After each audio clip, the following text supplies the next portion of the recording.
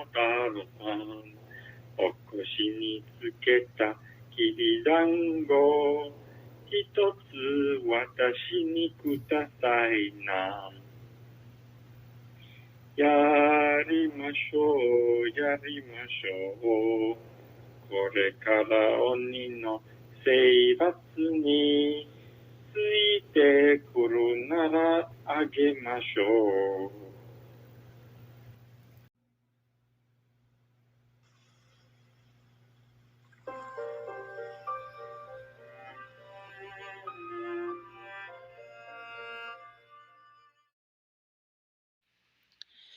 Japanese Fairy Tales by Theodora, Ozaki. Momotaro, or the Story of the Son of a Peach. Long, long ago, there lived an old man and an old woman. They were peasants and had to work hard to earn their daily rice. The old man used to go and cut grass for the farmers around. And while he was gone, the old woman, his wife, did the work of the house and worked in their own little rice field. One day the old man went to the hills as usual to cut grass, and the old woman took some clothes to the river to wash. It was nearly summer, and the country was very beautiful to see in its fresh greenness as the two old people went on their way to work. The grass on the banks of the river looked like emerald velvet, and the pussy willows along the edge of the water were shaking out their soft tassels. The breezes blew and ruffled the smooth surface of the water into wavelets, and passing on touched the cheeks of the old couple, who for some reason they could not explain, felt very happy that morning. The old woman at last found a nice spot by the river bank and put her basket down. Then she set to work to wash the clothes. She took them one by one out of the basket and washed them in the river and rubbed them on the stones. The water was as clear as crystal, and she could see the tiny fish swimming to and fro, and the pebbles at the bottom. As she was busy washing her clothes, a great peach came bumping down the stream. The old woman looked up from her work and saw this large peach. She was 60 years of age, yet in all her life she had never seen such a big peach as this. "How delicious that peach must be," she said to herself. "I must certainly get it and take it home to my old man." She stretched out her arm to try and get it, but it was quite out of her reach. She looked about for a stick, but there was none to be seen, and if she went to look for one, she would lose the peach. Stopping a moment to think what she would do, she remembered an old charm verse. Now she began to clap her hands to keep time to the rolling of the peach downstream, and while she clapped, she sang this song: "Distant water is bitter, the near water is sweet. Pass by the distant water and come into the sweet." Strange to say, as soon as she began to repeat this little song, the peach began to come nearer and nearer the bank where the old woman was standing, till at last it stopped just in front of her, so that she was able to take it up in her hands. The old woman was delighted. She could not go on with her work, so happy and excited was she. So she put all the clothes back in her bamboo basket, and with the basket on her back and the peach in her hand, she hurried homewards. It seemed a very long time to her to wait till her husband returned. The old man at last came back as the sun was setting, with the big bundle of grass on his back, so big that he was almost hidden, and she could hardly see him. He seemed very tired, and used the scythe for a walking stick, leaning on it as he walked along. As soon as the old woman saw him, she called out, "O Fi-san, old man, I have been waiting for you to come home for such a long time today. What is the matter? Why are you so impatient?" asked the old man, wondering at her unusual eagerness. "Has anything happened while I have been away?" "Oh, no," answered the old woman. "Nothing has happened, only I have found a nice present for you." "That is good," said the old man. He then washed his feet in a basin of water and stepped up to the veranda. The old woman now ran into the little room and brought out from the cupboard the big peach. It felt even heavier than before. She held it up to him, saying, Just look at this. Did you ever see such a large peach in all your life?" When the old man looked at the peach, he was greatly astonished and said, "This is indeed the largest peach I have ever seen. Wherever did you buy it?" "I did not buy it," answered the old woman. "I found it in the river where I was washing." And she told him the whole story. "I am very glad that you have found it. Let us eat now, for I am hungry," said the Ofi-san. He brought out the kitchen knife and, placing the peach on a board, was about to cut it when, wonderful to tell, the peach split in two of itself, and a clear voice said, "Wait a bit, old man," and out stepped a beautiful little child. The old man and his wife were both so astonished at what they saw that they fell to the ground. The child spoke again. "Don't be afraid. I am no demon or fairy. I will tell you the truth. Heaven has had compassion on you. Every day and every night you have lamented that you had no child. Your cry has been heard, and I am sent to be the son of your old age." On hearing this, the old man and his wife were very happy. They had cried night and day for sorrow at having no children to help them in their lonely old age. And now that their prayer was answered, they were so lost with joy that they did not know where to put their hands or their feet. First, the old man took the child up in his arms, and then the old woman did the same. And they named him Momotarō, or son of a peach, because he had come out of a peach. The years passed quickly by, and the child grew to be 15 years of age. He was taller and far stronger than any other boys of his own age. He had a handsome face and a heart full of courage, and he was very wise for his years.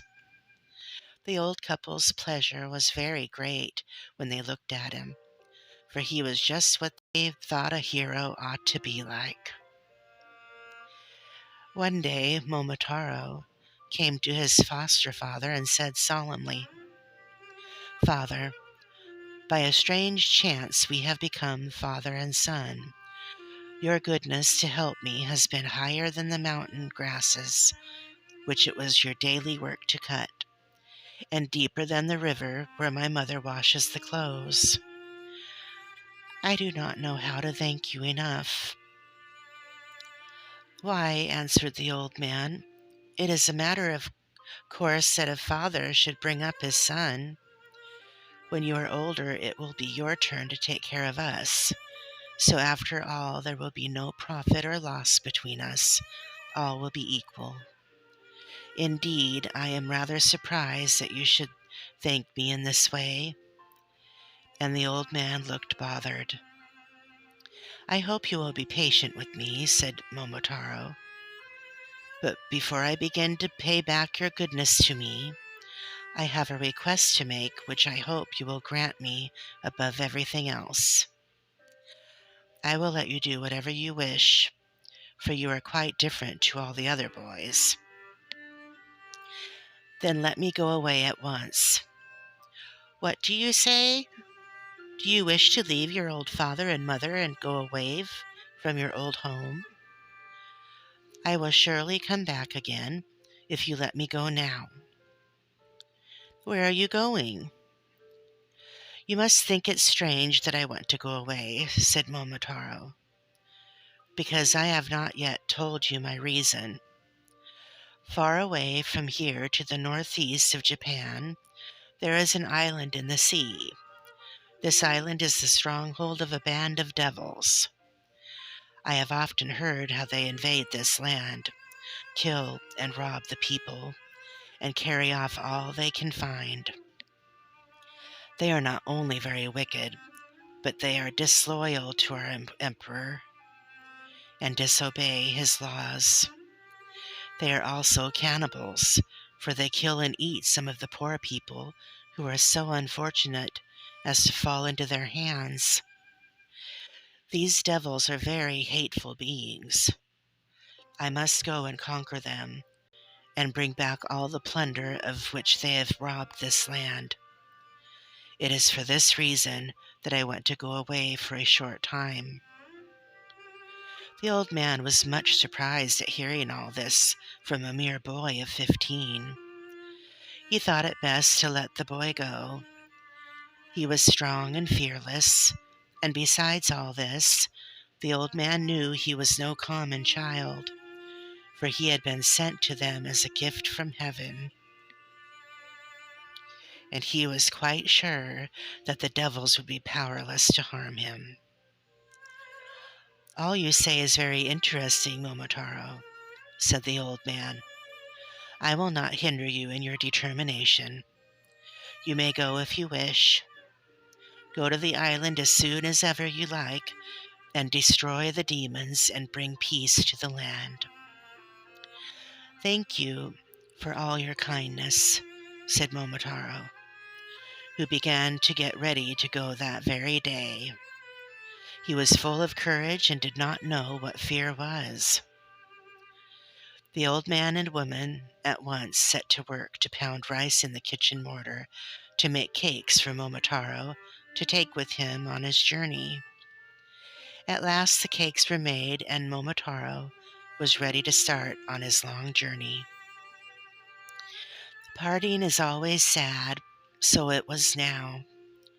The eyes of the two old people were filled with tears, and their voices trembled as they said, "Go with all care and speed. We expect you back victorious." Momotaro was very sorry to leave his old parents, though he knew he was coming back as soon as he could, for he thought of how lonely they would be while he was away. But he said goodbye quite bravely. "I am going now. Take good care of yourselves while I am away. Goodbye." And he stepped quickly out of the house. In silence, the eyes of Momotaro and his parents met in farewell. Momotaro now hurried on his way till it was midday. He began to feel hungry, so he opened his bag and took out one of the rice cakes and sat down under a tree by the side of the road to eat it. While he was thus having his lunch, a dog almost as large as a colt came running out from the high grass. He made straight for Momotaro, and showing his teeth, said in a fierce way, "You are a rude man to pass my field without asking permission first. If you leave me all the cakes you have in your bag, you may go. Otherwise, I will bite you till I kill you." Momotaro only laughed scornfully. "What is this that you are saying? Do you know who I am? I am Momotaro, and I am on my way to subdue the devils in their island stronghold in the northeast of Japan. If you try to stop me on my way there, I will cut you in two from the head downwards." The dog's manner at once changed. His tail dropped between his legs, and coming near, he bowed so low that his forehead touched the ground. "What do I hear? The name of Momotaro? Are you indeed Momotaro? I have often heard of your great strength. Not knowing who you were, I have behaved in a very stupid way. Will you please pardon my rudeness? Are you indeed on your way to invade the island of devils? If you will take such a rude fellow with you as one of your followers, I shall be very grateful to you." "I think I can take you with me if you wish to go," said Momotaro. "I thank you," said the dog. "By the way, I am very, very hungry. Will you give me one of the cakes you are carrying?" "This is the best kind of cake there is in Japan," said Momotaro. "I cannot spare you a whole one. I will give you half of one." "Thank you very much," said the dog, taking the piece thrown to him. Then Momotaro got up, and the dog followed. For a long time they walked over the hills and through the valleys. As they were going along, an animal came down from a tree a little ahead of them. The creature soon came up to Momotaro and said, "Good morning, Momotaro.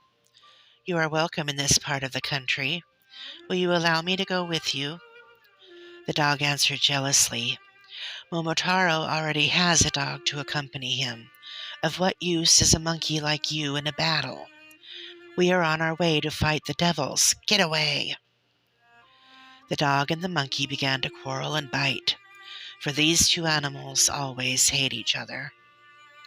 "Now don't quarrel," said Momotaro, putting himself between them. "Wait a moment, dog. It is not at all dignified for you to have such a creature as that following you," said the dog. "What do you know about it?" asked Momotaro, and pushing aside the dog, he spoke to the monkey. "Who are you?"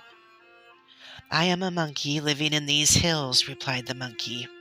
"I heard of your expedition to the island of devils, and I have come to go with you. Nothing will please me more than to follow you." "Do you really wish to go to the island of devils and fight with me?" "Yes, sir," replied the monkey. "I admire your courage," said Momotaro. "Here is a piece of one of my fine rice cakes. Come along." So the monkey joined Momotaro. The dog and the monkey did not get on well together. They were always snapping at each other as they went along, and always wanting to have a fight. This made Momotaro very cross, and at last he sent the dog on ahead with a flag, and put the monkey behind with a sword, and he placed himself between them with a war fan, which is made of iron. By and by they came to a large field. Here a bird flew down and alighted on the ground just in front of the little party.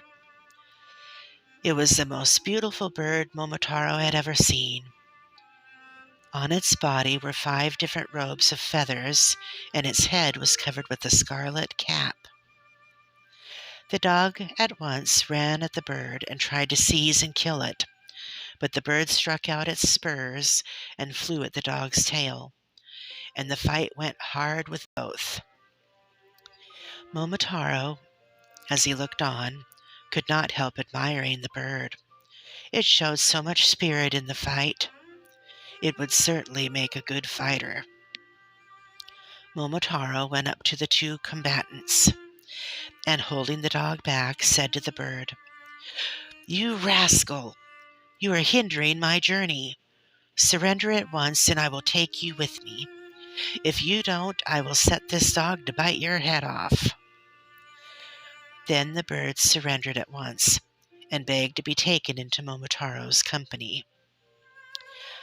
"I do not know what excuse to offer for quarreling with the dog, your servant, but I did not see you. I am a miserable bird called a pheasant. It is very generous of you to pardon my rudeness and to take me with you. Please allow me to follow you behind the dog and the monkey." "I congratulate you on surrendering so soon," said Momotaro, smiling. "Come and join us in our raid on the devils." "Are you going to take this bird with you also?" asked the dog, interrupting.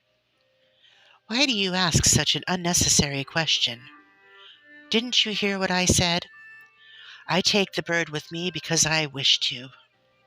"Humph," said the dog. Then Momotaro stood and gave this order. "Now all of you must listen to me.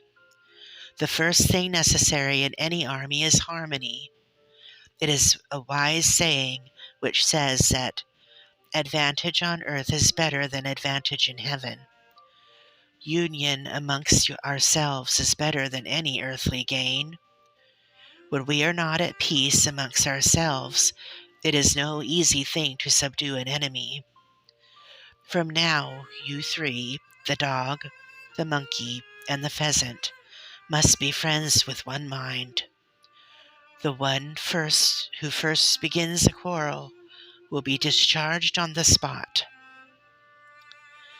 All the three promised not to quarrel. The pheasant was now made a member of Momotaro's suite and received half a cake. Momotaro's influence was so great that the three became good friends and hurried onwards with him as their leader. Hurrying on day after day, they at last came out upon the shore of the northeastern sea. There was nothing to be seen as far as the horizon, not a sign of any island. All that broke the stillness was the rolling of the waves upon the shore. Now the dog and the monkey and the pheasant had come very bravely all the way through the long valleys and over the hills. But they had never seen the sea before, and for the first time since they set out were bewildered and gazed at each other in silence. How were they to cross the water and get to the island of devils? Momotaro soon saw that they were daunted by the sight of the sea, and to try them he spoke loudly and roughly. "Why do you hesitate? Are you afraid of the sea? Oh, what cowards you are! It is impossible to take such weak creatures as you with me to fight the demons. It would be far better for me to go alone. I discharge you all at once." The three animals were taken aback at this sharp reproof and clung to Momotaro's sleeve, begging him not to send them away. "Please, Momotaro," said the dog. "We have come thus far," said the monkey. "It is inhuman to leave us here," said the pheasant. "We are not at all afraid of the sea," said the monkey again. "Please do take us with you," said the pheasant. "Do, please," said the dog. They had now gained a little courage, so Momotaro said, "Well, then, I will take you with me, but be careful." Momotaro now got a small ship, and they all got on board. The wind and weather were fair, and the ship went like an arrow over the sea. It was the first time they had ever been on the water, and so at first the dog, the monkey, and the pheasant were frightened at the waves and the rolling of the vessel, but by degrees they grew accustomed to the water and were quite happy again. Every day they paced the deck of their little ship, eagerly looking out for the demon's island. When they grew tired of this, they told each other stories of all their exploits, of which they were proud, and then played games together, and Momotaro found much to amuse him in listening to three animals and watching their antics.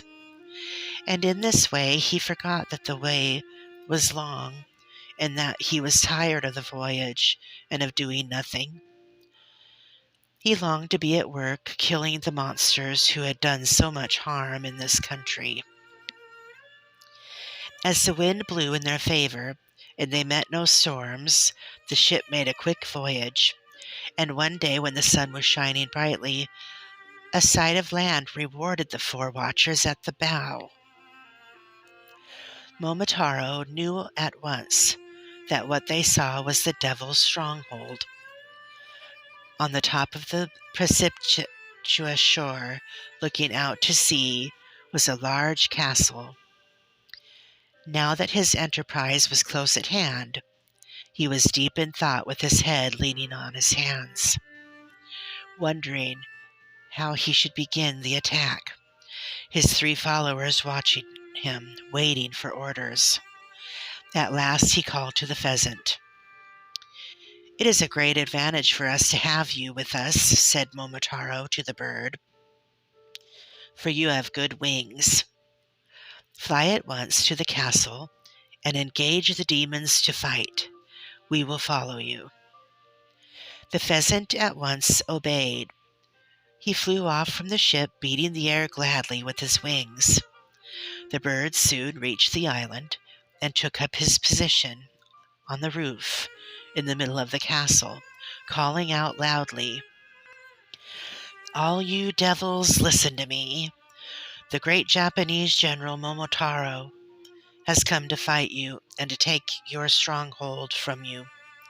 If you wish to save your lives, surrender at once, and in token of your submission, you must break off the horns that grow on your forehead. If you do not surrender at once, but make up your mind to fight, we, the pheasant, dog, and the monkey, will kill you all by biting and tearing you to death." The horned demons looked up and, only seeing a pheasant, laughed and said, "A wild pheasant, indeed! It is ridiculous to hear such words from a mean thing like you. Wait till you get a blow from one of our iron bars." Very angry indeed were the devils. They shook their horns and their shocks of red hair fiercely, and rushed to put on tiger-skin trousers to make themselves look more terrible. They then brought out great iron bars and ran to where the pheasant perched over their heads and tried to knock him down. The pheasant flew to one side to escape the blow, and then attacked the head of first one and then another demon. He flew round and round them, beating the air with his wings so fiercely and ceaselessly that the devils began to wonder whether they had to fight one or many more birds. In the meantime, Momotaro had brought his ship to land. As they had approached, he saw that the shore was like a precipice, and that the large castle was surrounded by high walls and large iron gates, and was strongly fortified. Momotaro landed, and with the hope of finding some way of entrance, walked up the path towards the top, followed by the monkey and the dog. They soon came upon 2 beautiful damsels washing clothes in a stream. Momotaro saw that the clothes were blood-stained, and that as the 2 maidens washed, the tears were falling fast down their cheeks. He stopped and spoke to them. "Who are you, and why do you weep?" "We are captives of the Demon King. We were carried away from our homes to this island, and though we are the daughters of daimyos, lords, we are obliged to be his servants, and one day he will kill us." And the maidens held up the blood-stained clothes. "And eat us, and there is no one to help us." And their tears burst out afresh at this horrible thought. "I will rescue you," said Momotaro. "Do not weep any more, only show me how I may get into the castle." Then the 2 ladies led the way and showed Momotaro a little back door in the lowest part of the castle wall, so small that Momotaro could hardly crawl in. The pheasant, who was all this time fighting hard, saw Momotaro and his little band rush in the back. Momotaro's onslaught was so furious that the devils could not stand against him. At first their foe had been a single bird, the pheasant, but now that Momotaro and the dog and the monkey had arrived, they were bewildered, for the four enemies fought like 100, so strong were they. Some of the devils fell off the parapet of the castle and were dashed to pieces on the rocks beneath. Others fell into the sea and were drowned. Many were beaten to death by the three animals. The chief of the devils, at last, was the only one left. He made up his mind to surrender, for he knew that his enemy was stronger than mortal man, and threw down his iron bar, and kneeling down at the victor's feet, he broke off the horns on his head in token of submission, for they were the sign of his strength and power. "I am afraid of you," he said meekly. "I cannot stand against you. I will give you all the treasure hidden in this castle, if you will spare my life." Momotaro laughed. "It is not like you, big devil, to beg for mercy, is it? I cannot spare your wicked life, however much you beg, for you have killed and tortured many people and robbed our country for many years." Then Momotaro tied the devil chief up and gave him into the monkey's charge. Having done this, he went into all the rooms of the castle and set the prisoners free and gathered together all the treasure he found. The dog and the pheasant carried home the plunder, and thus Momotaro returned triumphantly to his home, taking with him the devil chief as a captive. The two poor damsels, daughters of daimyos, and others whom the wicked demon had carried off to be his slaves, were taken safely to their own homes and delivered to their parents. The whole country made a hero of Momotaro on his triumphant return, and rejoiced that the country was now freed from the robber devils who had been a terror of the land for a long time. The old couple's joy was greater than ever, and the treasure Momotaro had brought home with him enabled them to live in peace and plenty to the end of their days. 桃太郎さん、桃太郎さん、お腰につけたきびだんご、一つ私にくださいな。やりましょう、やりましょう。これから鬼の征伐についてくるならあげましょう。